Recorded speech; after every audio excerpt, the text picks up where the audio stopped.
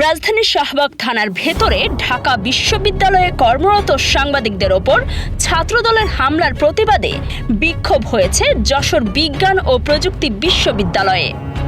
শনিবার দুপুরে বিশ্ববিদ্যালয়ের প্রধান ফটকের সামনে এক মানববন্ধনের মাধ্যমে এই ন্যাক্কারজনক ঘটনার তীব্র নিন্দা জানান জবিপ্রবিতে কর্মরত সাংবাদিকরা।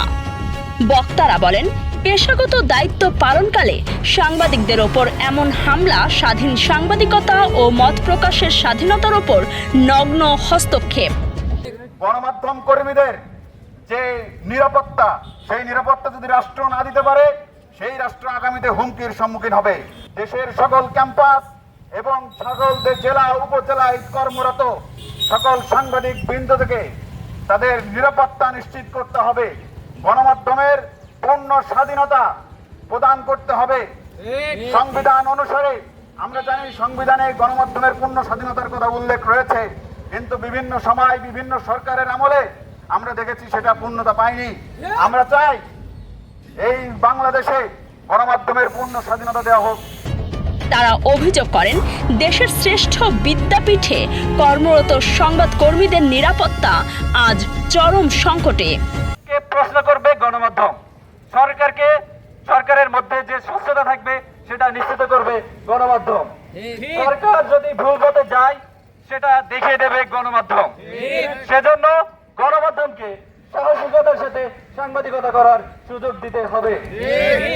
মানববন্ধনে জবিপ্রবি সাংবাদিক সমিতির নেতারা অনতিবিলম্বে হামলাকারীদের চিহ্নিত করে দৃষ্টান্তমূলক শাস্তির দাবি জানান।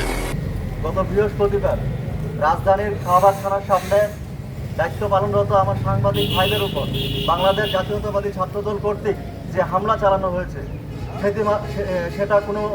সেটি শুধুমাত্র কয়েকজন ব্যক্তির উপর আঘাত নয়, এটি সমগ্র গণমাধ্যম, তথ্য প্রকাশের স্বাধীনতা এবং গণতন্ত্রের উপর আঘাত। আমরা যশোর বিজ্ঞান ও প্রযুক্তি বিশ্ববিদ্যালয় সাংবাদিক সমিতির পক্ষ থেকে এই ঘটনার তীব্র নিন্দা ও প্রতিবাদ জানাচ্ছি। একই সঙ্গে গণমাধ্যম কর্মীদের জন্য নিরাপদ কর্মপরিবেশ নিশ্চিত করতে সরকারের প্রতি জোর আহ্বান জানান তারা।